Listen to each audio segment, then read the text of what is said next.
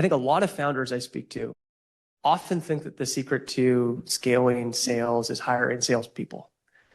And I've come to learn that at least in my case, in my experience, is not actually the case.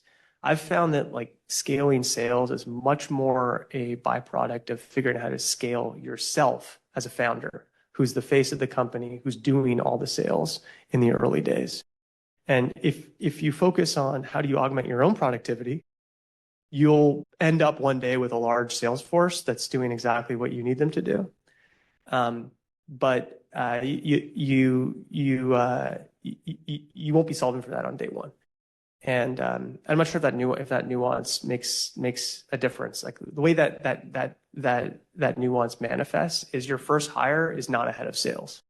Your first hire is probably a really sharp sales specialist who joins every call along with you and helps you go from managing 5 prospects to managing 10 prospects, to go from closing 1 deal a week to closing 3 deals a week. And that person learns the skill sets that are required to run your process, and hopefully they grow into a sales manager or a sales director or a sales leader, what have you. That was certainly the case for us. Like my first sales hire was Dan Code McNeil, who's a good candidate to be on this series.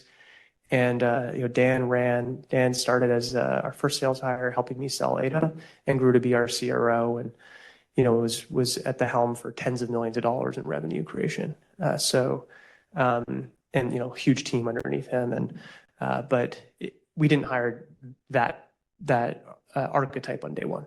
Oh, interesting.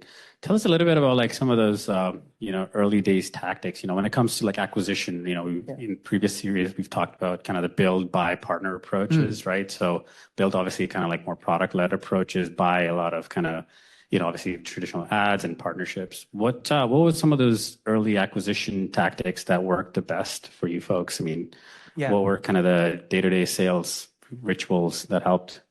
For us, a lot of it came down to aligning on specific outcomes that we wanted to drive for prospective customers. So we found that it's really easy to kind of get lost in the like feature functionality conversation, and it's easy to lose sight of like why is a customer actually buying you.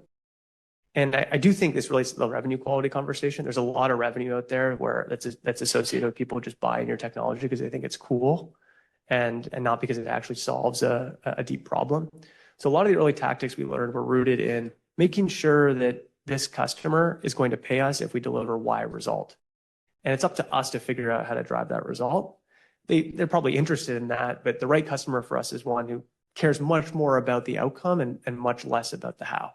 That was the first thing. And a lot of our strategy became a byproduct of that insight.